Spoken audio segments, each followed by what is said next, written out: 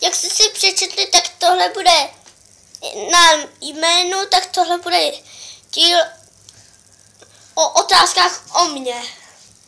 Takže, teda ne otázky, nějaké věci o mně. Takže třeba ve škole mě baví tělocvik, angličtina a výtvarná výchova. Nic jiného. Jo, dramaťák a matematika. Co máme dát za hry? Takže, jestli se to veme na tabletu nebo na kompu, tak za prvé GTA, trojku jsem jedině hrál a Vice, ty mě bavili, Minecraft,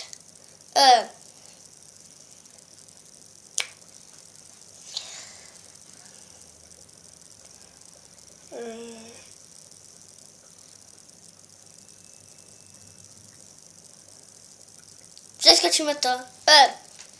Tak, co mi chutná nejvíce k jídlu? Nejvíce mi chutnají knedlíky s nějakou omáčkou. A co mi nejvíce nechutná k jídlu? Nejvíce mi nechutná asi vajíčko. A mléko. A pizza. A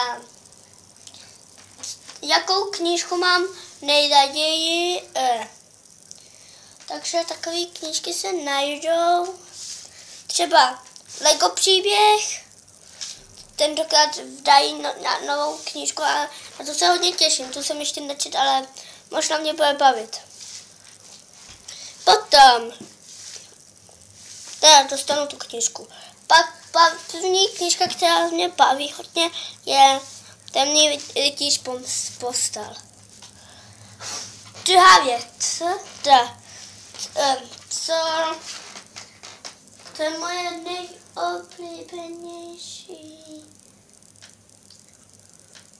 pití. Cola, Sprite a Fanta. Občas i nějaký pivo i.